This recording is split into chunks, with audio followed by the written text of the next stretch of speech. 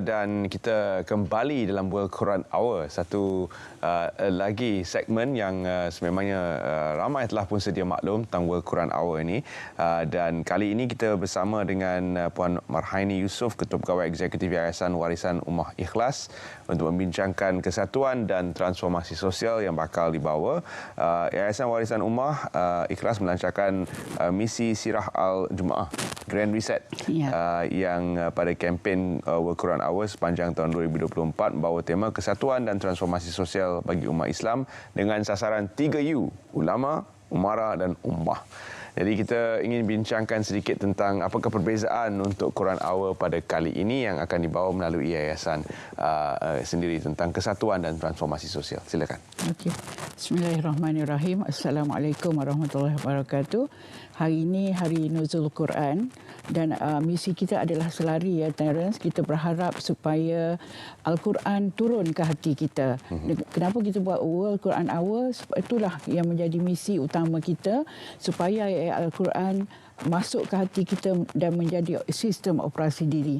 Dan kali ini kita istimewa kerana pelaksanaan pertama kali, julung kalinya akan diadakan di Masjid Negara dengan keberangkatan ke bawah duli Yang Maha Mulia Raja Permaisuri Agong Raja Zahra Sofia bersama dengan kita. Dan kita akan bawakan surah Al-Jumaah yang mana surah ke-62 hanya ada 11 ayat, tetapi masya-Allah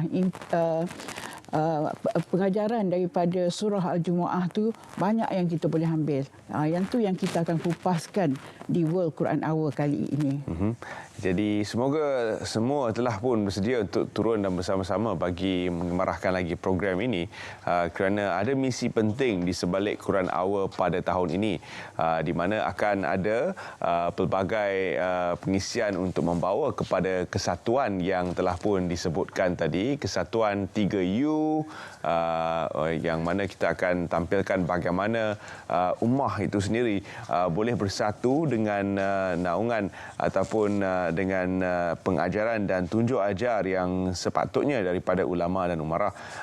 Apakah yang ingin ditonjolkan ataupun kepentingan World Quran Hour saban tahun? Pertama sekali pada tahun ini di mana umat Islam seluruh dunia sebenarnya berdepan dengan cabaran. Kalau kita lihat di bumi Palestin sebenarnya keadaannya begitu tidak menentu, dan pada ketika ini kita doakan keselamatan rakan-rakan dan saudara kita di Palestin. Namun itu adalah salah satu bentuk cabaran yang sedang dilanda oleh umat Islam. Bagaimana World Quran Hour begitu penting pada masa ini? World Quran Hour penting kerana ia membina ketahanan mental di dalam diri, dan juga dari mental itulah yang kita rasa amat penting untuk kita menjadi ummah yang lebih kuat lagi. Dan fokus kita pada tahun ini adalah, kalau tahun lepas Terence kita bawa tentang memanusiakan manusia, di mana kita tengok Gaza berlaku, perang di Gaza berlaku pada tahun lepas, di Palestin bagaimana kemanusiaan terhakis. Tetapi pada tahun ini kita nak bawa lebih lagi ke arah kesatuan dan transformasi sosial. Jadi apa yang berlaku dalam dunia hari ini, kita berharap kita lebih bersatu lagi dan kita faham apa yang kita bawa adalah satu misi. Contohnya tentang kemanusiaan juga kita perlu melakukan transformasi sosial. Tidak cukup kita sendiri, kita perlu bersatu. Sebagaimana yang diajarkan dalam surah Al-Jumaah itu sendiri, walaupun kita berbeza, kita boleh berbeza, tetapi setiap hari Jumaat kita boleh bersama-sama solat dan mengikut satu imam.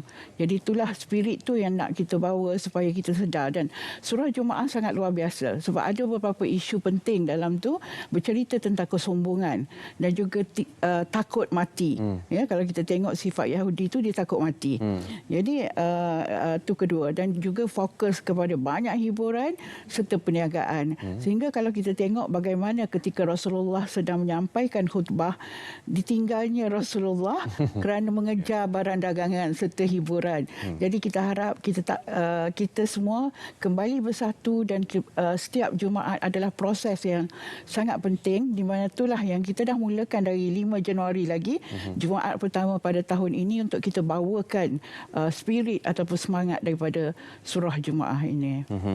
Dan siapakah, walaupun soalan ini saya tahu, semua tahu jawapannya, siapakah golongan sasar dan apakah cabaran mereka? Kalau kita tengok memang golongan sasar utama kita namakan tiga, tiga, iaitu ulama sendiri dan juga umara penting solid di antara mereka supaya dapat memimpin ummah. Dan ummah macam semalam pun kami ada perjumpaan dengan Jabatan Warga Emas. Kita melihat bagaimana sebab Malaysia akan menjadi negara tua pada tahun 2030.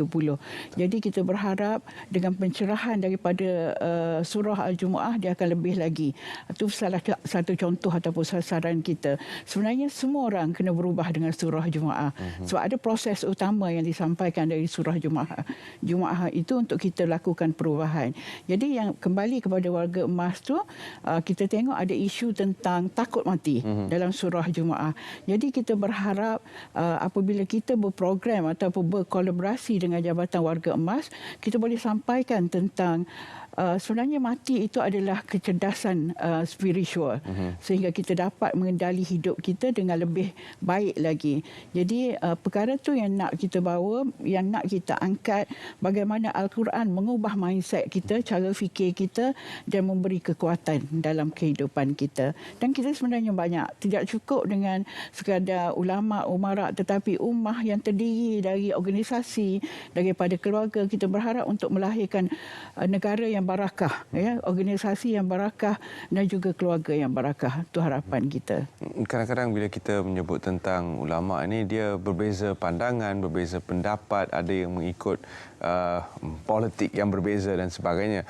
Bagaimana untuk mencari kesatuan dalam pada kita mempunyai pandangan, persepsi dan juga hala tuju yang berlainan sebagai manusia?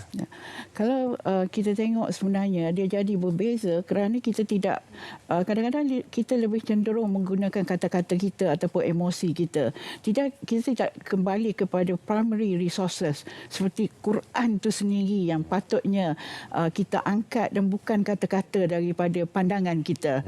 Jadi itu yang banyak berlaku sehingga kita berpecah, sehingga kita berbalah sesama kita kerana kita lebih cenderung kepada emosi ataupun cara fikir kita sendiri.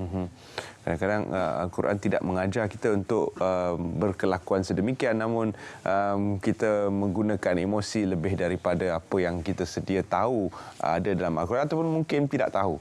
Dan sebab itu program-program seumpama ini adalah begitu penting. Bagaimana pendekatan surah Al-Jumu'ah dalam mengubah ummah untuk menjadi lebih baik, untuk menjadi manusia yang lebih cemerlang? Okey. Dia sangat menarik dalam surah Jumu'ah ni kerana sebenarnya dia dimulakan dengan tasbih. Tasbih tu ada 4 Asmaul Husna yang diangkat dalam surah Al-Jumu'ah tentang Al-Malik. Al-Malik adalah raja ataupun penguasa.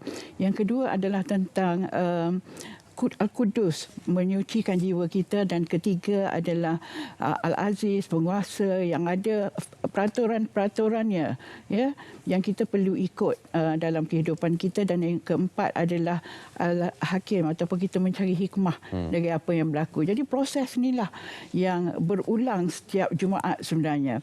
Kita harap supaya ini menjadi cara kita mentadbir kehidupan kita dengan 4 proses tilawah, tazkiyah, taklim bil kitab dan juga taklim bil hikmah. Jadi perkara itu mungkin kita nampak tak berapa faham apa semua. Jadi itulah yang kita harap kita semua dapat berkumpul beramai-ramai nanti pada 4 April antara pukul 12 hingga pukul 1. Boleh tonton juga insya-Allah di RTM, di Oasis, di Al-Hijrah, supaya kita faham dan hayati maksud daripada Ummah Grand Reset setiap Jumaat yang kita akan lakukan. Terima kasih kita ucapkan kerana sudi bersama kami dalam Selamat Pagi Malaysia.